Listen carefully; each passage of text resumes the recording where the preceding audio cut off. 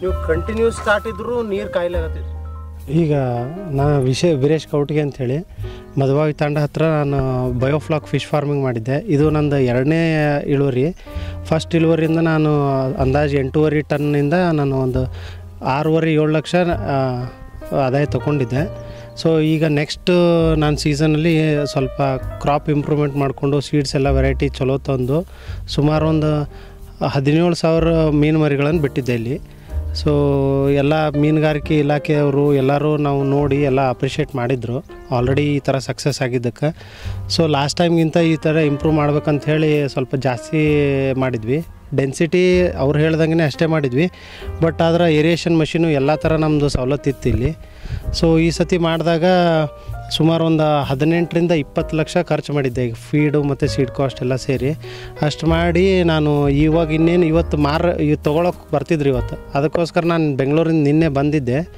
So ಸಡನ್ನಾಗಿ ನಿನ್ನೆ entire ನಮ್ಮದು ಫಿಶ್ ಕ್ರಾಪು ಡೆಡ್ ಆಗಿಬಿಟ್ಟಿದೆ. ಅದು ವಿಪರೀತ ಕೇಳಿದಾಗ ನಾವು ಕೇಳಿದ್ವಿ ಮೀನುಗಾರಿಕೆ ಇಲಾಖೆಯವ್ರಿಗೆ ಮತ್ತು ನಮ್ಮ ಅನುಭವ ಪ್ರಕಾರನೂ. ಸೊ ವಿಪರೀತ ಹೀಟಾಗಿ ಬೋರ್ವೆಲ್ ಒಳಗೆ ಒಂದು ಸ್ವಲ್ಪ ನೀರಿಲ್ಲ, ನೀರಿಂದನೂ ಪ್ರಾಬ್ಲಮ್ ಅದ. ಮತ್ತು ಇಲ್ಲಿ ಅರೌಂಡ್ 45-46 ವಿಪರೀತ ಬಿಸಿಲಿರೋದ್ರಿಂದ ವಾಟರ್ ಟೆಂಪ್ರೇಚರ್ನೂ ಮೋರ್ ದೆನ್ 35 ಹೋಗಿ ಮೀನುಗಳಿಗೆ ಪೂರ್ತಿ ಹಾನಿಯಾಗಿ ಅವು ಸತ್ತು ಹೋಗ್ಯಾವ. ಸೊ ಅಂದಾಜು ನಮ್ಮದು ಲಾಸ್ಟ್ ಟೈಮ್ 8.5 ಟನ್ ಬಂದಿತ್ತು. ಈ ಸತಿ ನಾವು ಇಂಪ್ರೂವ್ ಮಾಡಿಕೊಂಡು ತಪ್ಪುಗಳನ್ನೆಲ್ಲ ಸರಿಪಡಿಸ್ಕೊಂಡಿದ್ದಕ್ಕೆ ಅಂದಾಜು 12-14 ಟನ್ ನಮ್ಮದು ಇಳುವರಿ ಬರ್ತಿತ್ತು. ಪ್ರತಿ ಟನ್ಗೆ ಅಂದ್ರೆ ಪ್ರತಿ ಕೆ ಜಿಗೆ 2,500 ಸ್ಪಾಟಲ್ಲೇ ಕೊಡ್ತಾಯಿದ್ರು. 300 ರೂಪಾಯಿ ತನಕ ನಾವು ಎಕ್ಸ್ಪೆಕ್ಟ್ ಮಾಡಕತ್ತಿದ್ವಿ. ಮತ್ತು ನಾವು ಹೋಗಿ ಮಾರಿದ್ರೆ ಹೈದ್ರಾಬಾದಲ್ಲಿ 350, 450 ತನಕ ಹೋಗ್ತಿದ್ವು. ಸೊ ಅಂದಾಜು ಒಂದು 30-35 ಲಕ್ಷ ಆದಾಯದ ನಿರೀಕ್ಷೆ ಇದ್ದೆ ನಾನು. ಸೊ ಇದು ನಮ್ಗೆ ಒಂಥರ ಶಾಕ್ ಆಗಿಬಿಟ್ಟದ.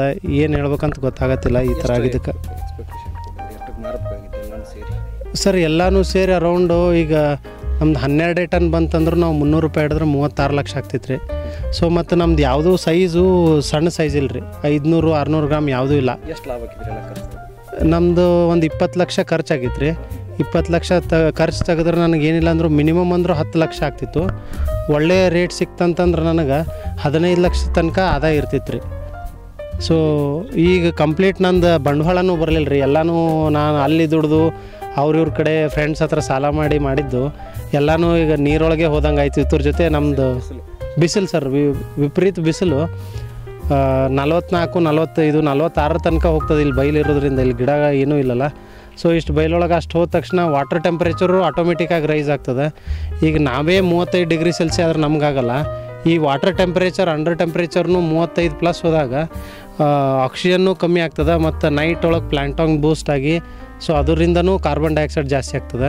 ಸೊ ಈ ಥರ ಆಗಿ ಎಂಟೈರ್ ನಮ್ಮದು 12-14 ಟನ್. ನಾನು ಅಂದ್ಕೊಂಡಿದ್ದಿಲ್ಲ 10 ಟನ್ನೇ ಅಂತ ಅಂದ್ಕೊಂಡಿದ್ದೆ ಫಸ್ಟು. ಬಂದು ನೋಡಿದ ಮ್ಯಾಗ ಸೈಜ್ ಎಲ್ಲ 1.5 kg ತನಕನೂ ಅದಾವೆ ನಮ್ಮ ಫಿಶ್. ಸೊ 1.5 ನಮ್ದು ಹೆಂಗಂದ್ರೆ ಈಗ 800 ಗ್ರಾಮಿಗೆ 1 kg ಮತ್ತು 1 kg ಮೇಲ್ಪಟ್ಟು ಯಾವ ಇರ್ತಾವಲ್ಲ ಅವಕ್ಕೂ ರೇಟ್ ಜಾಸ್ತಿ ಆಗ್ತಾವೆ ರೀ.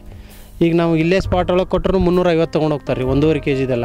ಸೊ ಹಂಗಾಗಿ ಸರ್ ಬೆಂಗಳೂರಿನಾಗ ಕೆಲವೊಂದು ಮೆಟ್ರೋ ಮತ್ತು ರಿಟೇಲ್ ಶಾಪ್ ಒಳಗೆ ಕೇಳಿದ್ರಿ ರೀ ಈ ಸ್ಪಾರು ಇಂಥಲ್ಲೆಲ್ಲ ಕೇಳಿದ್ರೆ. ಸೊ ನಮ್ಗೆ 750 kg ಹೇಳ್ತಾರೆ ರೀ. ಸೊ ಆದ್ರೆ ನಾವು ರೈತರು ಡೈರೆಕ್ಟ್ ರಿಟೇಲ್ ಮಾಡೋಕ್ಕೆ ಬರಲ್ಲಲ್ಲ, ನಾವು ಹೋಲ್ಸೇಲ್ ಒಳಗೆ ಮಾರಬೇಕು. ಲಾಸ್ಟ್ ಟೈಮೆಲ್ಲ ನಂದಲ್ದೇನು ನಾನು ಕನ್ಸಲ್ಟ್ನೂ ಮಾಡ್ತಾಯಿದ್ದೀನಿ. ಕನ್ಸಲ್ಟ್ ಮಾಡಿ ಬೇರೆಯವ್ರದ್ದೆಲ್ಲ ನಮ್ಮ ಫ್ರೆಂಡ್ಸ್ದು ಅವ್ರದ್ದು ಮಾಡಿ ನಾವು ಸುಮಾರು 40 ಟನ್ನು ನಾನು ಮಾರಿಸಿದ್ದೆ. ಸೊ ಎಲ್ಲರಿಗೆ ಇದು ಆದಾಯ ಆಗಿತ್ತು. ಅದೇ ಥರ ನಾನು ಈ ಸತಿ 35 ಲಕ್ಷ ಬರುತ್ತೆ ಅಂತ ಆದಾಯ ನಿರೀಕ್ಷೆ ಇತ್ತು. ಸೊ ಸಡನ್ನಾಗಿ ಹಿಂಗೆ ಆಗಿದ್ದಕ್ಕೆ ನಮಗೆ ಶಾಕ್ ಆಗಿಬಿಟ್ಟದ. ಇಷ್ಟು 9-10 ತಿಂಗಳು ಎಲ್ಲ ಬೆಳೆಸಿ ಸೊ ಕೈಗೆ ಬಂತು. ಇವತ್ತೇನು ಮಾರ್ಬೇಕಂತಿದ್ದಾರೆ ಇನ್ನೇನು ಇವತ್ತು ಬರ್ತೀನಿ ಅಂತ ಹೇಳಿದರು. ನಿನ್ನೆ ಬಂದು ನೋಡೋಷ್ಟಿಗೆ ಫುಲ್ ಡೆಡ್ ಆಗಿಬಿಟ್ಟದ. ನಮಗಂತೂ ಏನೂ ಹೇಳ್ಬೇಕಂತ ಗೊತ್ತಾಗತ್ತಿಲ್ಲ. ಅದಲ್ಲದೆ ಇಲಾಖೆಯಿಂದ ಇದಕ್ಕೆ ಯಾವುದೇ ರೀತಿ ಇನ್ಶೂರೆನ್ಸು ಇಲ್ಲ ರೀ. ನಾವು ಕೇಳಿದ್ವಿ. ಸೊ ಅಂಗಾರ್ ಸಾಹೇಬರು ಬಂದಿದ್ದರು ಮತ್ತು ಸ್ಟೇಟ್ ಪ್ರಿನ್ಸಿಪಲ್ ಸೆಕ್ರೆಟರಿ ಅವರು ಬಂದಿದ್ದರು ಲಾಸ್ಟ್ ಟೈಮ್. ಅವ್ರಿಗೂ ಒಂದು ಮನವಿ ಕೊಟ್ಟಿದ್ವಿ, ಈ ಥರ ಏನಾರು ನಮ್ಗೆ ಪ್ರಾಬ್ಲಮ್ ಆಗ್ತದೆ. ಸೊ ಆ ಥರ ಆದಾಗ ನಮಗೆ ಇನ್ಶೂರೆನ್ಸಿಗೆಲ್ಲ ಲೈಫ್ ಸ್ಟಾಕಿಗೆ ಕುರಿಗಳಿಗೆ ಕೋಳಿ ದನ ಕರುಗಳಿಗೆಲ್ಲ ಕೊಡ್ತಾರೆ. ನಮಗೂ ಇದಕ್ಕೇನಾರು ಇನ್ಶೂರೆನ್ಸ್ ಕೊಡ್ರಿ ಅಂತ ಹೇಳಿದ್ವಿ. ಅವರು ಆಯಿತು ನೋಡೋಣ ಅಂತಿದ್ರು. ಆದರೆ ಮೀನುಗಾರಿಕೆ ಇಲಾಖೆಯಿಂದ ಇದಕ್ಕೆ ಯಾವುದೇ ರೀತಿ ಇನ್ಶೂರೆನ್ಸ್ ಇಲ್ಲ. ಸೊ ಹಾಗಾಗಿ ಈ ಥರ ನಾವು ನಮ್ಮ ಭಾಗದಾಗ ನಾವು ಬೆಳಿಲ್ಲ ಅಂತ ನಾವು ಬೇರೆ ಕಡೆ ಪ್ಲ್ಯಾನ್ ಹಾಕ್ಕೊಂಡಿದ್ವಿ. ಆದ್ರೆ ನಾವು ನಮ್ಮ ಭಾಗದಾಗ ಬೆಳೀಲಿ, ನಮ್ಮ ಭಾಗದಾಗ ರೈತರಿಗೆ ಉತ್ತೇಜನ ನೀಡಲಿ ಅಂತೇಳಿ ನಾನು ಅದು ಒಂದು ಉದ್ದೇಶದಿಂದ ನಾನು ಮಾಡ್ತಿದ್ದೆ. ಸೊ ಈಗ ಎಂಟೈರ್ ಕ್ರಾಪ್ ಹೋಗಿರೋದ್ರಿಂದ ನನಗೇನೆ ತುಂಬ ಬೇಜಾರಾಗ್ಬಿಟ್ಟಿದ್ರಿ.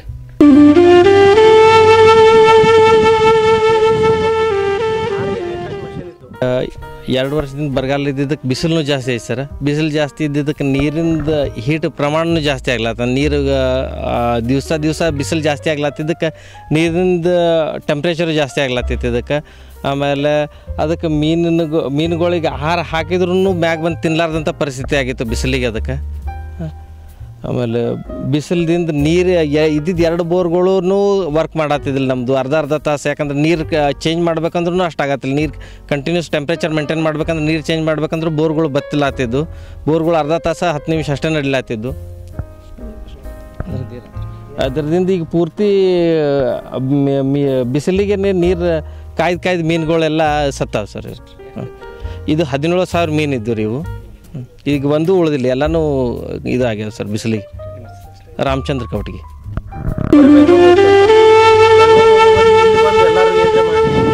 ಇಲ್ಲಿ ರೈತರಿಗೆ ಯೂಸ್ ಆಗಲಿ ಅನ್ನೋ ಒಂದು ಉದ್ದೇಶದಿಂದ ನಾ ಪರ್ಸನಲ್ ಲೈಫ್ ಬಿಟ್ಟು ಪ್ರತಿ ವಾರ ನಾನು ಇವ್ರು ರೈತರು ಊರಿಗೆಲ್ಲ ಹೋಗಿ ನಾ ಕನ್ಸಲ್ಟ್ ಮಾಡ್ತೀನಿ ಫ್ರೀಯಾಗಿ.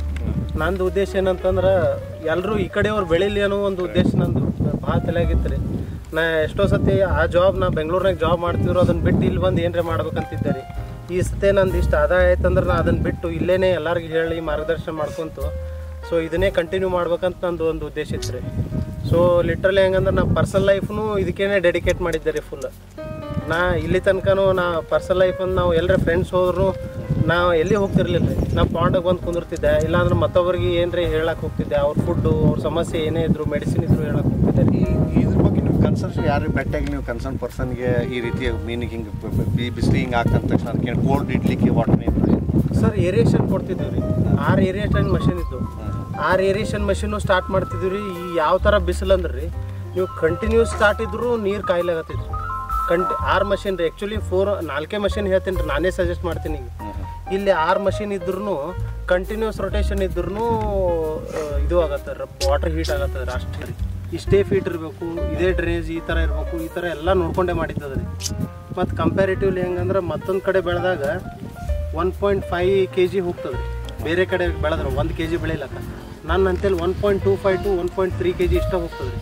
ಯಾಕಂದ್ರೆ ಸೈಂಟಿಫಿಕ್ ವೇನಾಗ ಕರೆಕ್ಟ್ ಇರೋದ್ರಿಂದ. ಸೊ ಕಮ್ಮಿ ಇದ್ರೊಳಗೆ ಜಾಸ್ತಿ ಬೆಳೀತದೆ ರೀ. ಆ ಥರ ಇತ್ತು.